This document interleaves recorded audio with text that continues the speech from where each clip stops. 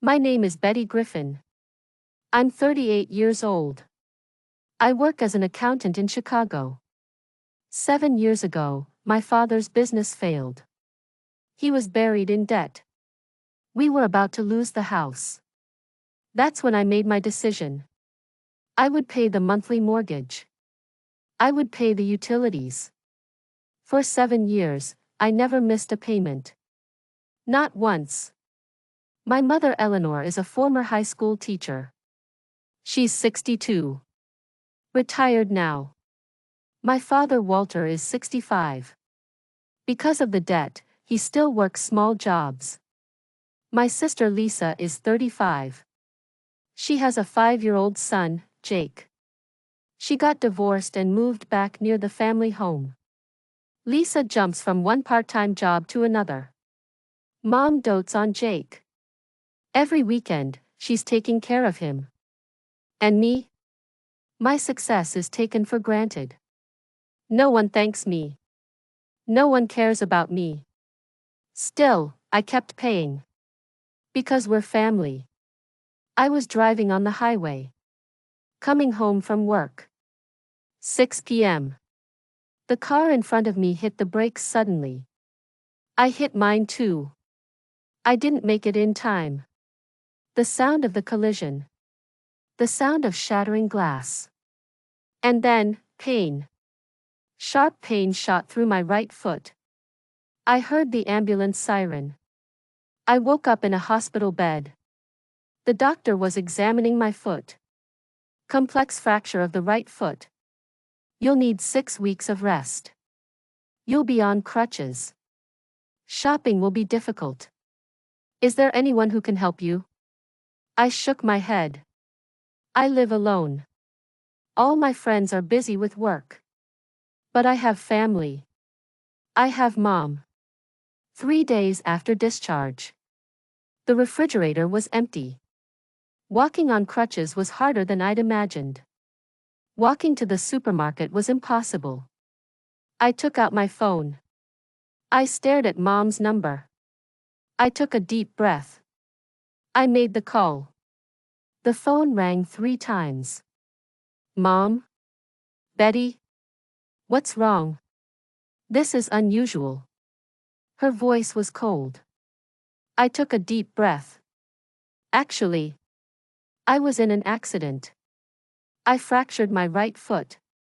Oh my God. But I couldn't sense any worry in her voice. So, I'm on crutches now. I can't go shopping. Could you help me with grocery shopping? Silence. Long silence. And then, Mom laughed. Short and cold. I'm not your servant, Betty. What? Figure it out yourself. I have plans. I'm busy. But Mom, You're 38 years old. You're an adult, aren't you? Handle your own affairs. Goodbye. The call ended. I stared at my phone. My hands were shaking. Tears ran down my cheeks. I called my friend Carol. She adjusted her schedule and helped me with shopping. Thank you, Carol. Don't mention it. That's what friends are for. But I thought to myself. What about family? What is family for? The weekend. Carol drove me to the pharmacy. I bought painkillers. On the way back, we passed the supermarket. That's when I saw her. Mom was there. Pushing a cart. The cart was full. Groceries. Snacks. Toys. Jake was walking beside her. Grandma, buy this too. Of course, Jake. Grandma will get you anything. Mom was laughing. Laughing with such genuine happiness. A smile different from the one when she looked at me. Carol looked at me. Betty, is that? I couldn't say anything. My throat closed up. My chest hurt. I got home. I leaned the crutches against the wall. I sat on the sofa. I took out my phone. I opened the banking app.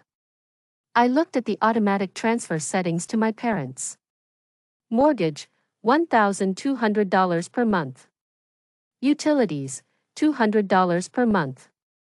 7 years. 84 months. $117,600. $117,600.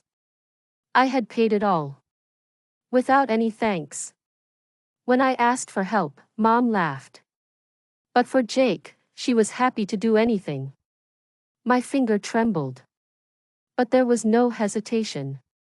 I stopped the automatic transfers. All of them.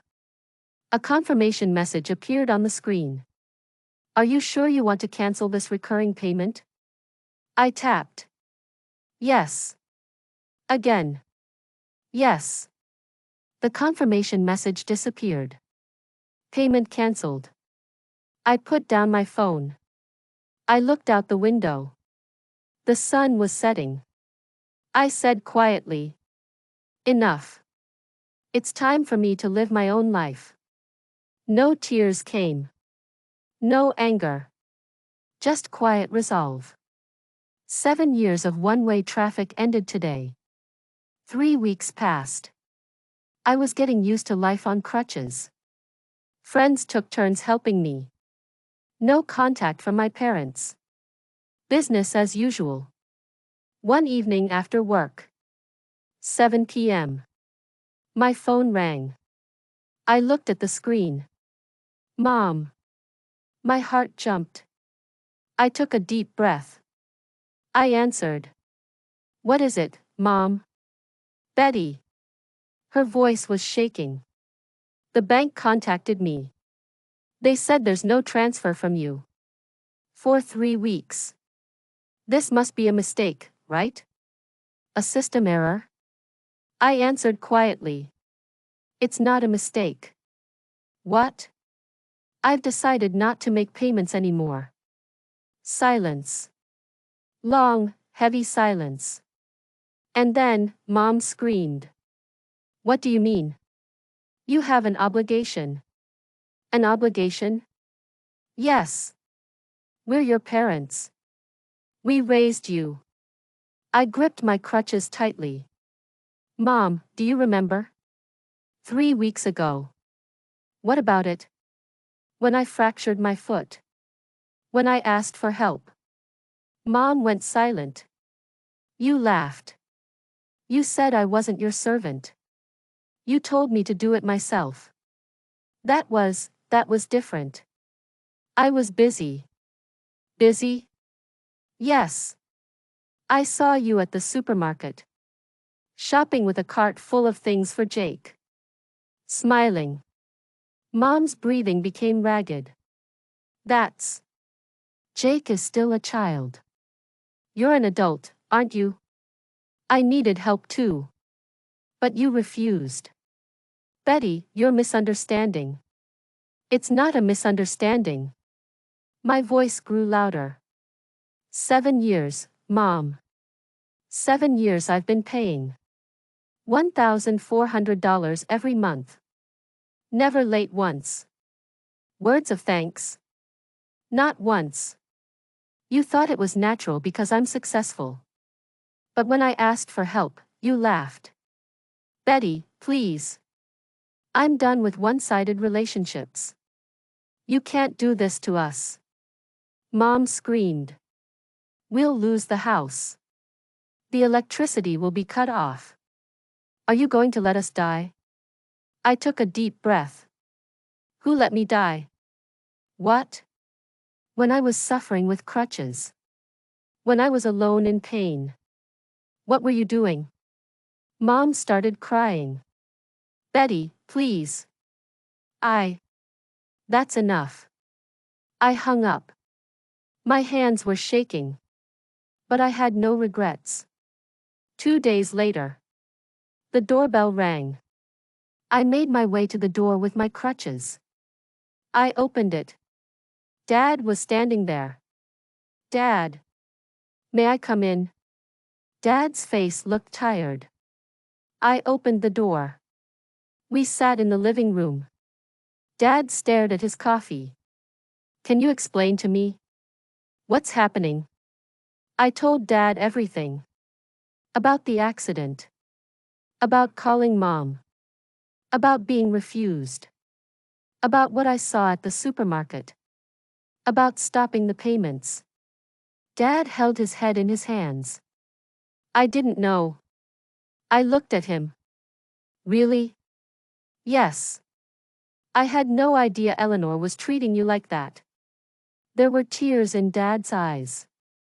Betty, I'm sorry. I wasn't seeing anything. My throat closed up. You're my father. I know. You should have protected me.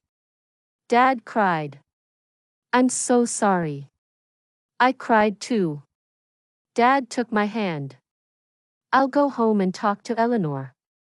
This is wrong. Completely wrong. That night, Dad went home. I sat quietly in my house. I could imagine it. The argument between Dad and Mom. Mom's excuses. Dad's anger. The next morning, my sister Lisa called. Betty. What did you do? Lisa's voice was angry. What do you mean? Mom and Dad are fighting. Dad is furious. Mom is crying. And it's all because of you. I answered calmly. I didn't do anything. I just decided I won't pay anymore. You're being selfish. Selfish? Yes. Mom and Dad need that money. I needed help too. But no one helped me. That's different. How is it different? You're successful. You have money. So I should keep paying? Yes. I took a deep breath. Lisa, why don't you pay? What? You're their daughter too, aren't you? Why just me? I don't have money. But Mom spends time on you. She's happy to take care of Jake. That's different. Jake is a child. I needed help when I needed it. But Mom refused. Betty, you're being cruel. Cruel? Me? I laughed. It was a bitter laugh. For 7 years, I've carried everything alone. No one thanked me. No one cared. And when I asked for help, Mom laughed. Now you're saying I'm cruel. Betty. That's enough, Lisa. I've made my decision. There's nothing more to discuss. I hung up. Night. I looked out the window. The streetlights were on. Cars passed by. It was an ordinary night. But my life had changed. I had drawn a boundary line. For the first time, I put myself first. For the first time, I said no. My phone rang. It was Mom again. I didn't answer. She left a voicemail. I didn't listen. That weekend, I got a brief text message from Dad. I talked to Eleanor. She's ashamed. We need to figure this out. But you were right. I'm sorry I didn't see it before. I read the message. I didn't reply. It was too soon. The wounds were still fresh. The anger hadn't faded yet. But Dad's words stayed with me. You were right. For the first time, someone was on my side. For the first time, someone saw me. Tears flowed. But this time, they weren't tears of sadness. They were tears of relief. I wasn't alone. At least Dad understood. That was enough. 5 weeks after the fracture, I could walk a little without crutches. The doctor said I was making good progress. I was gradually returning to work. Contact from my parents had stopped. Nothing from Lisa either. Quiet days. Saturday at 10 a.m. The intercom buzzed. I went to the door. I opened it. Mom was standing there.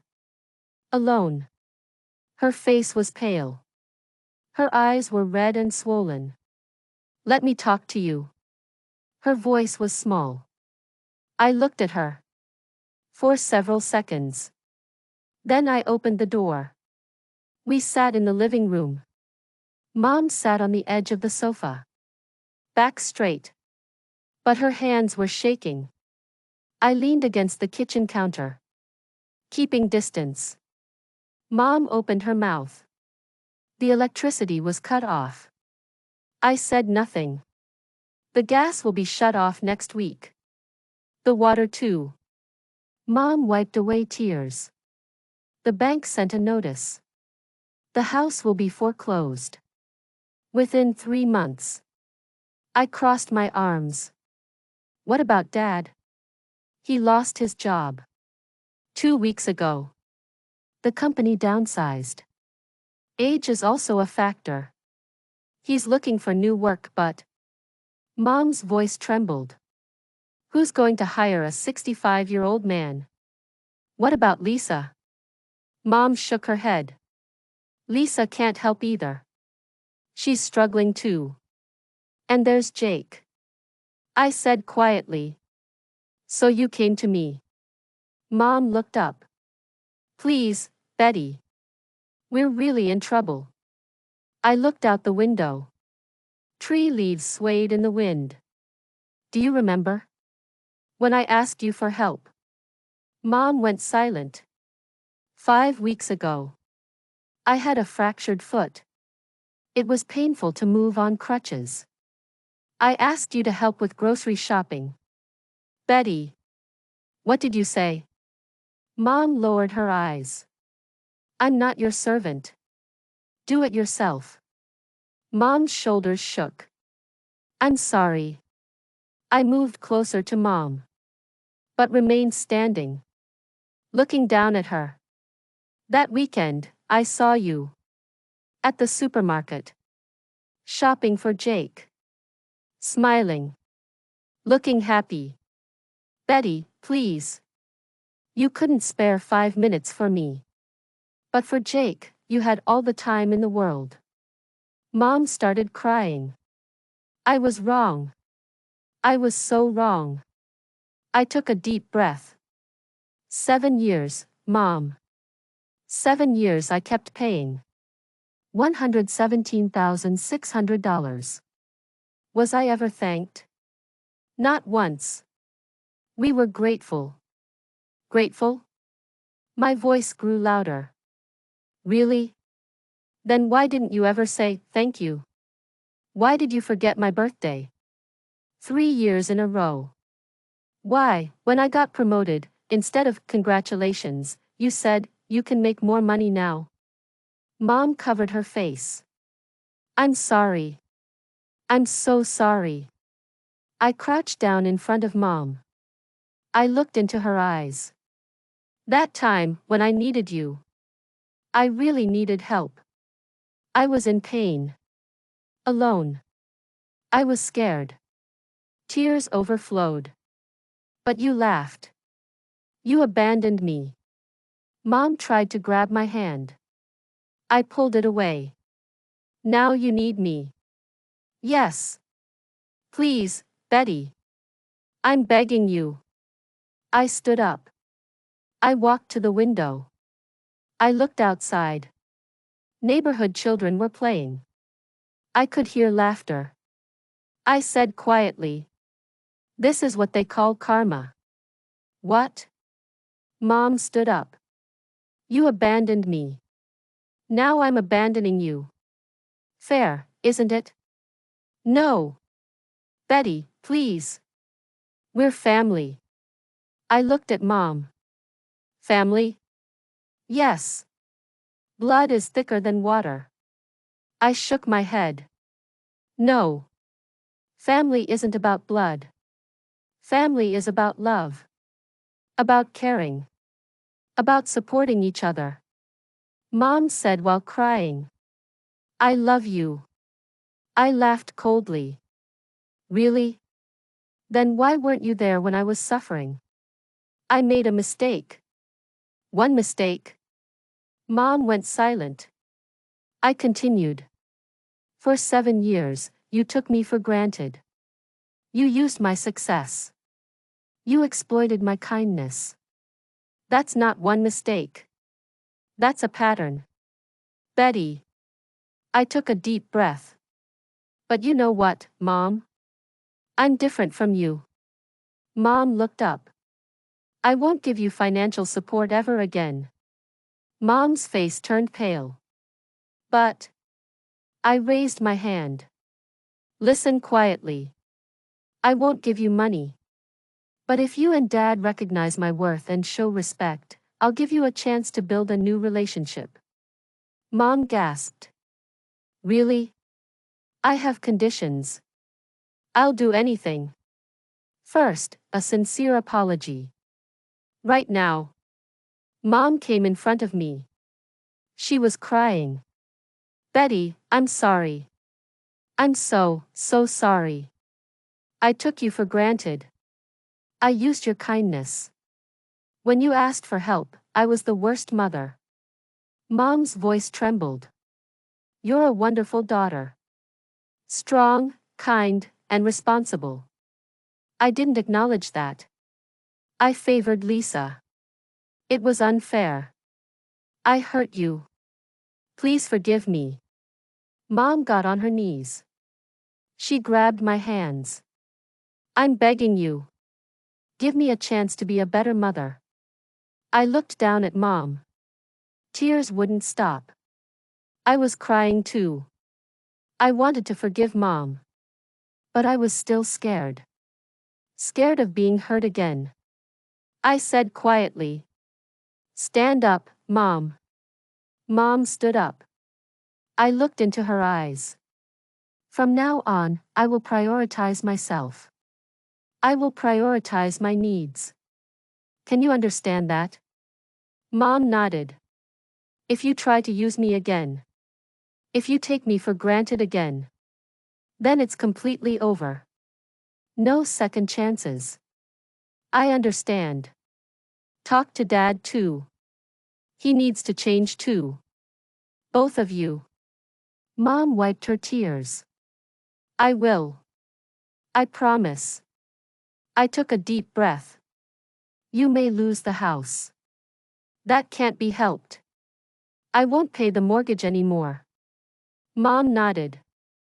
I understand. But until Dad finds a new job, I'll help with food expenses only. $300 a month. Not a penny more. Mom tried to hug me. I took a step back. Not yet. I need time. Mom lowered her arms. I understand. I'll wait. As long as it takes. I opened the door. Go, Mom. Talk to Dad. Mom headed to the entrance. She turned around. Thank you, Betty. Thank you so much. I said nothing. I closed the door. I was alone. I sat down on the floor. I cried. For a long time, I cried. Tears of anger. Tears of sadness. And tears of relief. I had held my boundary. I had prioritized myself. But I hadn't completely abandoned them. I had given Mom a chance. That was my choice. My power. For the first time, I was in control. Sunset light came through the window. Orange light filled the room. I took a deep breath. I stood up. A new chapter had begun. I didn't know what the ending would be. But this time, I would write it. By my rules. At my pace. And no one would ever take me for granted again. 1 year later. Spring. My right foot had fully recovered. The scar remained, but there was no pain. Dad found a new job after 3 months. At a small accounting firm. The salary was less than before, but it was stable. Mom also started working part-time at the local library. 3 days a week, 4 hours a day. My parents lost the house. It was foreclosed by the bank. Now they live in a modest one-bedroom apartment, 20 miles from downtown. Rent is $800. They pay it themselves. As promised, I continued only the $300 monthly food allowance. Not a penny more. Once a month, we started having family dinners. First at my house. Next at Dad's apartment. We take turns. Today was my house's turn. 6 p.m. The doorbell rang. I opened the door. Dad and Mom were standing there. Mom was holding a bouquet of flowers. For you. Thank you, Mom. Mom was different from before. She wasn't wearing flashy clothes. Simple blouse and jeans. Makeup was minimal too. But her smile was genuine. Dad hugged me. You look well. You too, Dad. I finished cooking in the kitchen. Roast chicken. Mashed potatoes. Green beans. Mom helped set the table. Before, she would have just sat and waited. Now it was different. Can I help? Mom asked naturally. Of course. The plates are in that cabinet. We sat at the table. Dad on my right. Mom on my left. Dad reached out his hand. Let's say grace. We held hands. Dad closed his eyes. Dear Lord, thank you for this food. Thank you for bringing our family back together. Thank you for teaching us hard lessons. And thank you for Betty's strength and forgiveness. Amen. Amen. We started eating. Conversation flowed. Naturally. Without the tension from before. Mom talked about work. Something interesting happened today. A girl about 10 years old came to the library. With her mother. The mother ignored her daughter and kept looking at her phone. The girl was carefully choosing books. Mom shook her head sadly. I talked to the girl. That's a nice book. I like that series too. The girl's face lit up. She was happy someone cared. Mom looked at me. Betty, I used to be a mother like that. I didn't see you. I'm sorry. I squeezed Mom's hand. I know, Mom. I served dessert. Apple pie. Dad's favorite. Dad took a bite. Delicious. Mom laughed too. Betty, you're really a good cook. Who taught you? I smiled. I taught myself. Because I lived alone. Mom's smile clouded slightly. But she quickly said, will you teach me? I want to learn. I have to cook for myself now. Of course. Let's cook together next week. Really? Mom smiled happily. After dinner, we drank coffee in the living room. Dad started talking. Betty, I have something to report. What? About your sister. I braced myself. Lisa? Dad nodded. Lisa found a stable job. As an office clerk at an elementary school. Really? Yes. She's been working for 3 months. Working seriously. Mom continued. And she's taking care of Jake herself now. She asks me less. I was surprised. That's good. Mom looked at me. You drawing boundaries. It didn't just affect us, it affected Lisa too. She realized that she'd been too dependent. Dad continued. By showing your strength, Lisa understood she needed to change too. You taught the whole family an important lesson. My throat closed up. Mom stood up. She took something out of her bag. An envelope. This is for you. What? Open it. I opened the envelope. Inside was a check. $500. With Mom and Dad's signatures. This is. Mom explained. It's money we earned. We saved little by little. It's just a small token of appreciation for what you did for us. It's nowhere near $117,600, but. Mom's voice trembled. This is the beginning. We'll pay you back little by little every month. I shook my head. Mom, this isn't necessary. But. Really. You should focus on rebuilding your own lives now. Dad said. But Betty, we owe you.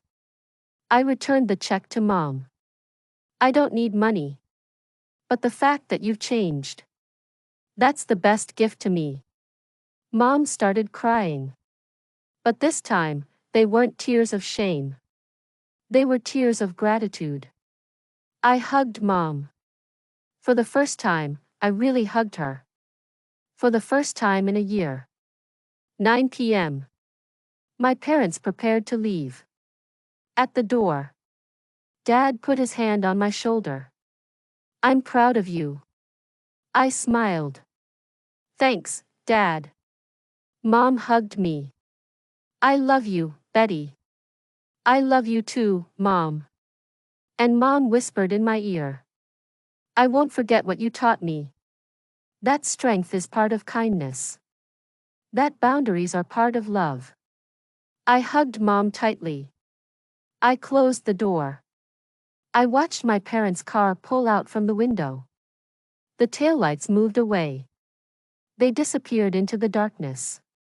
I took a deep breath. I went back to the kitchen. I started washing dishes. Warm water flowed over my hands. Soap bubbles sparkled. I remembered a year ago. When I was suffering with crutches. When Mom rejected me. When I saw Mom at the supermarket. When I stopped the payments. Back then, I thought everything was over. I thought I'd lost my family. But I was wrong. I didn't lose my family, I remade it. A real family. A family based on respect and love. I dried the dishes. I put them back in the cabinet. I wiped the counter. Everything was clean. I sat in the living room. I poured another cup of coffee. I looked out the window. The streetlights were on. Stars were shining. It was a quiet night. A peaceful night. My phone rang. It was a message. From Mom. Thank you for tonight. Thank you for everything. You saved us by setting boundaries. I'm learning every day to be the mother you deserved. I love you. I smiled. I replied.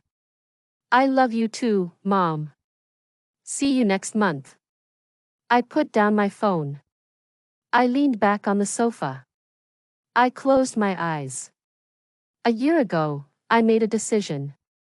To prioritize myself. To draw boundaries. It was the right decision. It wasn't easy. There was pain. There were tears. But it was necessary. I learned. Strength isn't meanness. Boundaries aren't rejection. Saying no is part of love. Protecting yourself ultimately protects everyone. I opened my eyes. I looked at the clock. 10 p.m. Time to go to bed. I stood up. I turned off the lights. I headed to the bedroom. I passed by the mirror. I looked at myself. 39 years old. Accountant. Daughter. Sister. And now, my own advocate. I smiled at myself. The me in the mirror smiled back. You did good, Betty. Yes, I did good. For 7 years, I lived for others. Now I live for myself. But not completely alone. I have family too. Real family. That was enough. No, it was more than enough. It was perfect. I turned off the light. I got into bed. I closed my eyes. And for the first time in a long time, I slept truly peacefully. 2 years later. Thanksgiving. My house. 3 p.m. The kitchen was busy. Turkey was roasting in the oven. Mashed potatoes were warming in a pot. Cranberry sauce was chilling in the refrigerator. The doorbell rang. I opened the door with a smile. Dad and Mom were standing there. Mom was holding a pumpkin pie. I made it myself. Amazing. I hugged Mom. 30 minutes later, Lisa and Jake arrived. Jake was 7 years old now. Aunt Betty. Jake jumped at me. I picked him up. You've gotten so big. Lisa smiled. She was thinner than before. But there was fulfillment in her face. Thanks for inviting us. Of course. We're family. We sat at the table. 7 people. Me, my parents, Lisa, Jake. And 2 new faces. My boyfriend, Mark. A 43-year-old architect. Kind and caring. He respects me. And Dad's best friend, George. His wife died last year, and he was alone. Dad invited him. No one should spend Thanksgiving alone. Dad reached out his hand. We held hands. In a circle. Dad prayed. Dear Lord, thank you for this meal. Thank you for bringing us together. 3 years ago, we were broken. We were lost. But today, we're here. Healed. Stronger. Thank you for Betty's courage. She taught us what real love means. Amen. Amen. Everyone said. The meal began. Laughter overflowed. Conversation flowed. Jake looked at the turkey. Grandma, can I have the drumstick? Mom smiled. Of course. But ask Aunt Betty first. She cooked the meal. Jake looked at me. Aunt Betty, may I? I laughed. Of course, sweetie. Mom looked at me. Her eyes were shining. Dessert time. Mom's pumpkin pie and my apple pie. Lisa made coffee. George started talking. Looking at this family gives me hope. People can change. Dad nodded. We changed. But it's because of Betty. She showed us the truth. Mom continued. And she didn't completely abandon us. She drew boundaries, but left the door open. Mark squeezed my hand. That's who she is. Strong but kind. I held back tears. That night, after everyone left, Mark and I washed dishes. He looked at me. Your family is really special. I smiled. They weren't always like this. I know. But they grew. Because of you. He kissed me. I'm proud of you. I was alone. I sat in the living room. I looked out the window. The moon was shining. 3 years ago, I was sitting on the floor crying. Relying on crutches. Alone. Rejected. But now I was surrounded. By love. By respect. By real family. I learned. Sometimes you need to break things. To rebuild. Sometimes you need to leave. To come back. Sometimes you need to say no. To get a real yes. I took out my phone. I found a photo from 3 years ago. Me with crutches. I looked tired. Sad. I took a photo of myself now. I was smiling. A genuine smile. I placed the two side by side. Before and after. But really. Lost and found. I stood up. I headed to the bedroom. I stopped in front of the mirror. Betty Griffin. 41 years old. Accountant. Daughter. Sister. Aunt. Girlfriend. And most of all, a woman who loves herself. I smiled at the mirror. You made it. Yes, I made it. Not a perfect life. But my life. My choice. My rules. And no one can ever question my worth again. Because I know. I am enough. I was always enough. And I will continue to be enough. I turned off the light. I got into bed. I slept deeply and peacefully. The storm had passed. A rainbow appeared. And I finally came home. To myself.